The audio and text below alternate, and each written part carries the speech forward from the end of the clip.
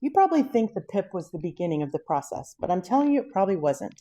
There was a process running for months before that document ever landed on your desk or in your inbox, and most people, they never see it until it's too late. I'm Jen, and I got pushed out of corporate after a long, long career, and I negotiated my own exit. And now I teach experienced professionals what HR already knows. So stick with me. What I'm about to walk you through is going to reframe everything for you. So before I get into the list, a quick word on why I know this. Because I lived it. Before my severance offer ever appeared, they asked me to train my replacement, and I said no, absolutely not. Then I started documenting everything.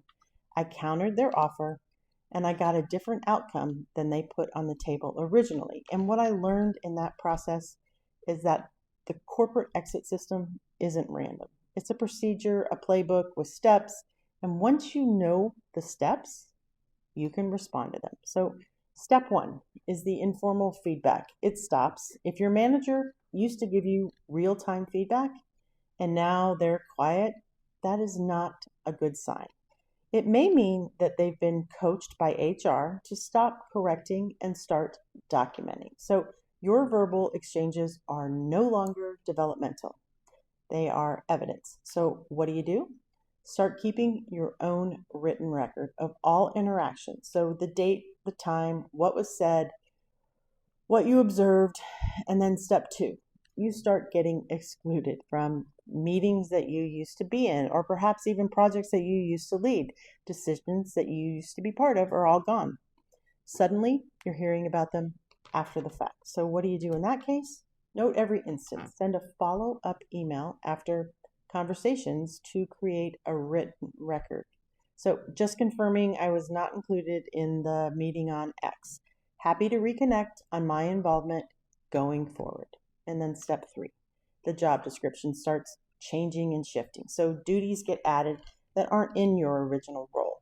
Responsibilities get redistributed to others, and the goalposts, they start to move. So what do you do in that case? You pull your original job description, compare it to what you're being asked to do right now, and document the gaps. And step four, the paper trail begins. And this is where a formal PIP, a written warning, or development plan appears. And it may be framed as support, right? It may be presented with genuine concern. But documentation with signatures and timelines is documentation. So full stop on that. So what do? Don't sign anything without reading it first very carefully. Request time to review it and note any inaccuracies in writing before or when you sign. And step five, HR gets involved. HR is not your advocate. HR is the company's risk management function. So when HR starts appearing in meetings, emails, or check-ins, the process is formalizing. So what do? You treat all HR communication as you would any professional correspondence. So keep copies. Respond in writing when possible. And step six, they start building the replacement quietly. So a job posting that looks oddly familiar is posted. A consultant brought in. A newly created role with a slightly different title that covers everything yours did.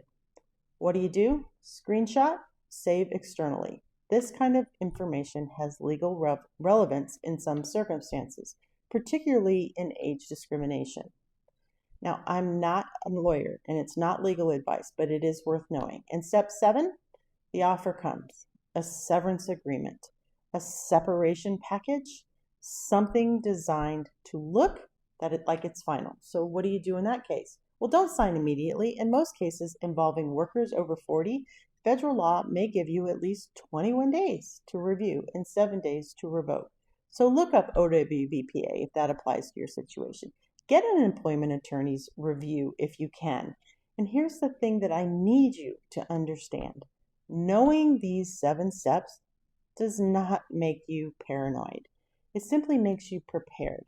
I went through every single one of these, and the only reason that I came out on the other side with a better outcome was because I understood what was happening and I stopped reacting and I started responding. So everything I just walked you through, the documentation strategy, what to do when the severance offer comes, how to find an employment attorney. It's all in the link in the description if you need it. Now, not legal advice. Every situation is different, but you deserve to know what's happening. So subscribe to this channel. There's a lot more coming. I'm Jen. This is the Unobsolete. Build what they can't take.